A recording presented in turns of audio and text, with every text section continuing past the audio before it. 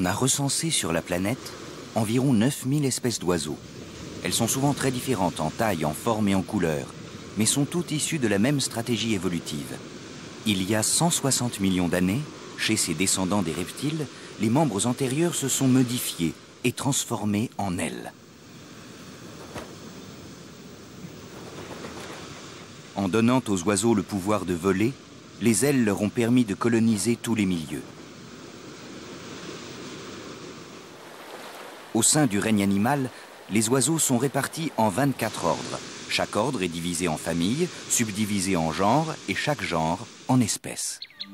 Pour des raisons de morphologie, de régime alimentaire, de milieu, il n'y a pas trop de choses en commun entre des oies d'Égypte, un guépier, un barbican à tête rouge, un couple de pluviers, une outarde ou une pintade vulturine.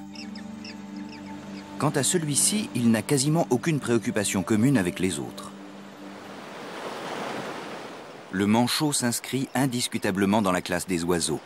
Il en a le bec, les plumes et même les ailes qui, à l'évidence, ne sont plus faites pour voler. Pour pêcher les anchois, le manchot s'éloigne sans problème d'une 50aine de kilomètres des côtes. Il peut nager aussi vite que les poissons et a une excellente flottaison naturelle. Il est si sûr de son adaptation aquatique qu'il lui arrive de dormir dans l'eau.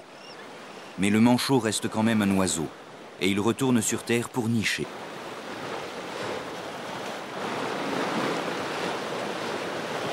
Paradoxalement, c'est par son plumage que le manchot s'éloigne le plus de la condition d'oiseau. Ses ailes n'ont pas de pennes remiges, les plumes solides par lesquelles l'oiseau s'appuie sur l'air. En fait, tout son plumage est uniforme, à la différence de tous les autres oiseaux.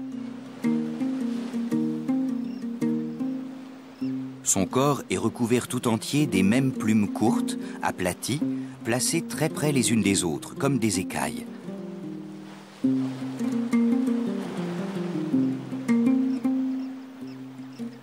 Quand il mue, qu'il entretient son plumage, c'est pour s'assurer qu'il aura toujours un manteau imperméable pour aller nager.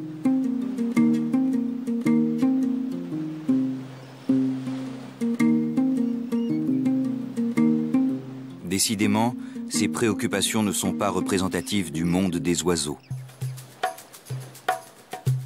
Tout au contraire, ces grands voiliers qui regagnent les falaises où ils nichent après avoir parcouru en une journée plus d'une centaine de kilomètres peuvent être considérés comme emblématiques de leur classe de vertébrés.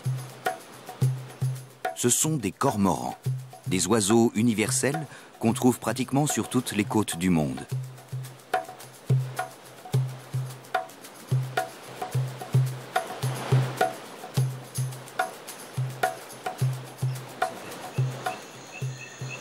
De tous les animaux, les oiseaux sont sans doute ceux qui apportent le plus de fantaisie dans leur apparence. Tout est dû à leur plumage, mais rien dans cet ornement n'est gratuit. Chaque détail, chaque plume conditionne un comportement, un rapport à l'autre, à son milieu, influe sur ses choix stratégiques.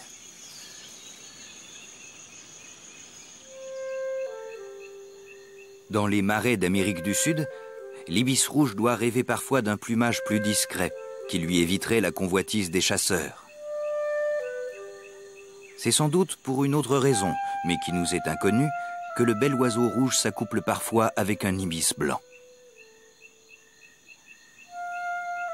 Pour l'heure, il met de l'ordre dans ses plumes.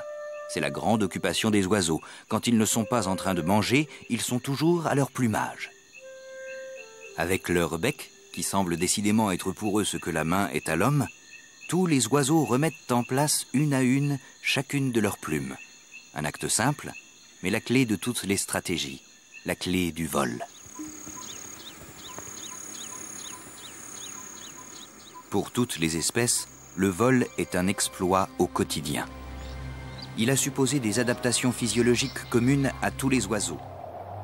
Chez tous les oiseaux, quelle que soit leur taille, leur plumage, leur morphologie, la coupe transversale de l'aile a toujours la forme d'une goutte. La différence porte sur le plan de l'aile et sur le type de battement mis en œuvre. La plupart des petits oiseaux ne sont pas assez puissants pour utiliser les vents. Ils doivent donc produire leur force motrice et adoptent le vol battu. Dans le vol battu, l'air est dirigé vers le bas, puis élevé vers le haut.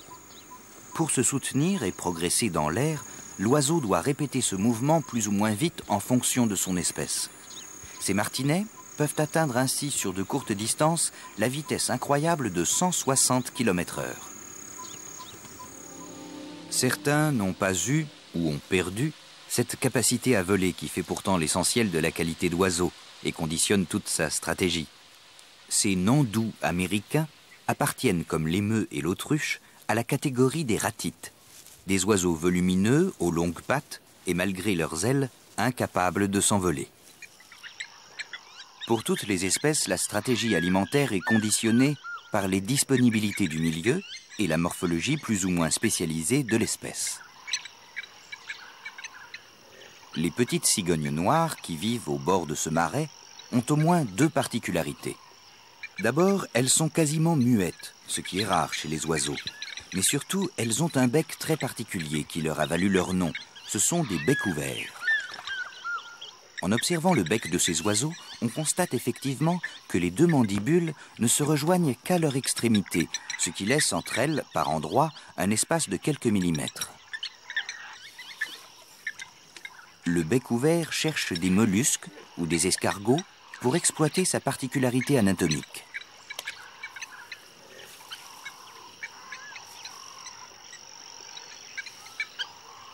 Le bec de ces cigognes est un véritable outil à tout faire.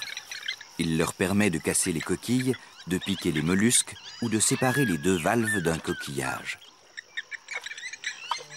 Les buffages vivent sur la peau des mammifères ongulés et se nourrissent de leurs parasites.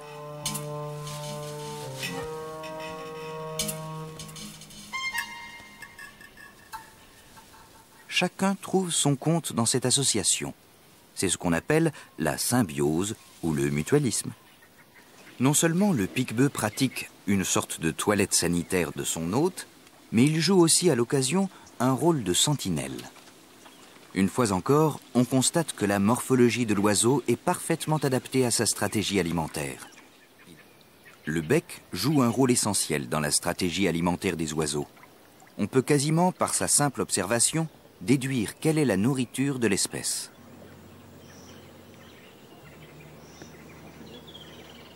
Chez cet aninga roux, ce bec qui ressemble à une véritable dague lui permet d'éperonner littéralement ses proies. Non seulement les calaos ont un bec volumineux, mais ils savent s'en servir. Avec ce formidable outil de préhension, ils savent décortiquer n'importe quel fruit à coque.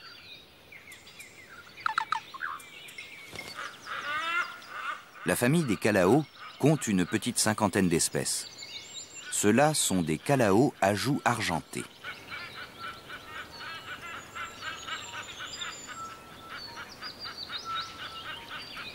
Quand ils vocalisent, c'est pour communiquer d'un couple à l'autre, pour s'informer d'un danger ou d'une opportunité.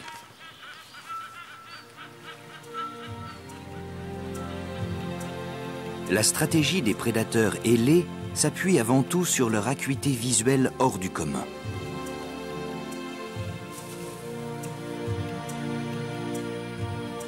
Chez les oiseaux de proie, la partie antérieure transparente de la cornée est plate, alors qu'elle est courbe chez l'humain. Avantage, une mise au point permanente sur l'ensemble d'un champ visuel lui-même à haute définition. Car la rétine des oiseaux comporte 2 à 5 fois plus de cellules photoréceptrices que la nôtre. De plus, chez le rapace, les yeux ne sont pas disposés sur le côté, mais de face, ce qui lui assure un champ binoculaire et une remarquable évaluation des distances. Comme ce héron Goliath, le plus grand héron du monde, beaucoup d'oiseaux ont choisi de vivre dans les zones humides. Une option assez logique. Non seulement les régions lacustres et les marais mettent les oiseaux à l'abri d'un grand nombre de prédateurs, mais elles leur offrent en plus une multitude d'opportunités alimentaires.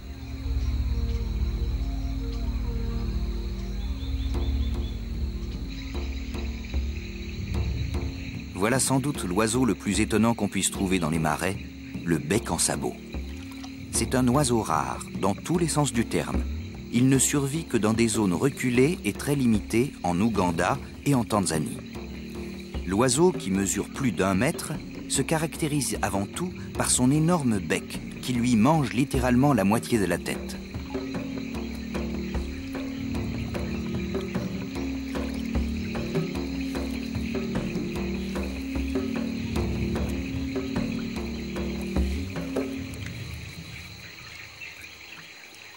En observant ce bec attentivement, on constate qu'il est armé à son extrémité d'un crochet.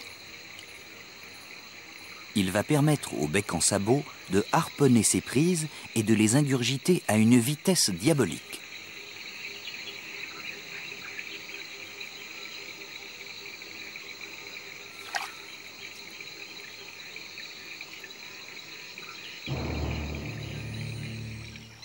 L'ombrette met à profit l'apparition d'une flaque d'eau pour employer la technique qu'elle utilise d'habitude dans les marais ou au bord des rivières. Sa stratégie est simple, déranger tout ce qui bouge dans cette eau opaque et compter ensuite sur sa vitesse d'exécution.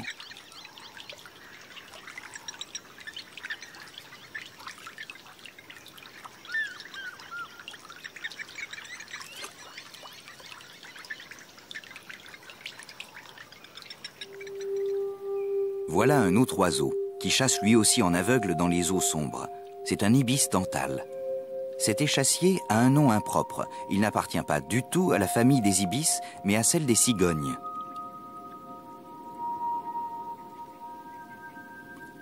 L'ibis dental se contente d'immerger son bec à moitié ouvert. Si une proie passe à proximité, il la détectera au toucher, car ses mandibules sont équipées de corpuscules tactiles. En comparaison, le flamand semble doté d'un bec beaucoup plus efficace, même s'il est contraint de l'utiliser à l'envers. On a daté du Crétacé, il y a 135 millions d'années, les restes fossiles d'un oiseau qui lui ressemblait beaucoup.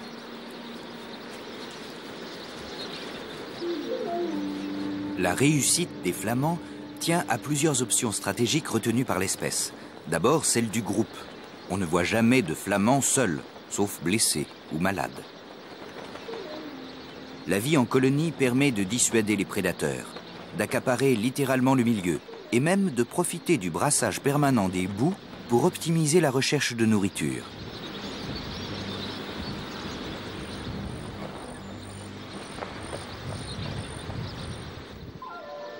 Une colonie de flamands peut compter plusieurs centaines de milliers d'individus. Elle choisit toujours soigneusement l'endroit où elle s'installe.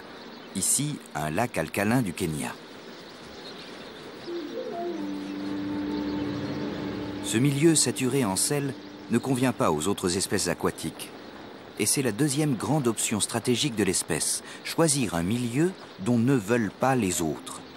Elle évite ainsi toute concurrence et n'a plus qu'un seul souci, le taux de salinité des eaux. Si l'eau devient trop salée ou ne l'est plus assez, les micro-organismes que consomment les flamands peuvent disparaître. Et dans ce cas, les oiseaux sont privés brutalement de nourriture. C'est là la faiblesse de leur stratégie. Une spécialisation qui leur interdit de se rabattre sur une nourriture de substitution. Ils n'ont plus alors qu'un seul recours, s'envoler vers une nouvelle destination. Le décollage de la colonie paraît désordonné au départ, mais au fur et à mesure que les oiseaux atteignent leur vitesse de croisière, ils se positionnent en chevrons. Les chevrons se rapprocheront ensuite pour reconstituer la colonie en vol.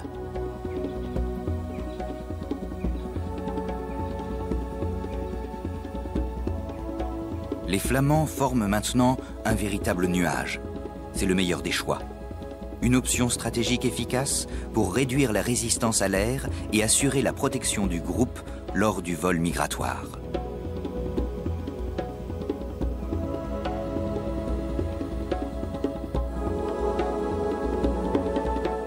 La migration est la plus audacieuse des stratégies animales. Elle concerne des milliards d'oiseaux. Elle obéit à des modalités différentes selon les espèces et les conditions climatiques du milieu. mais se caractérisent toujours par le principe d'un vol aller-retour pour gérer des difficultés saisonnières. Pour atteindre leur objectif, et surtout revenir quelques mois plus tard à l'endroit d'où ils sont partis, les oiseaux se servent des astres pour boussole.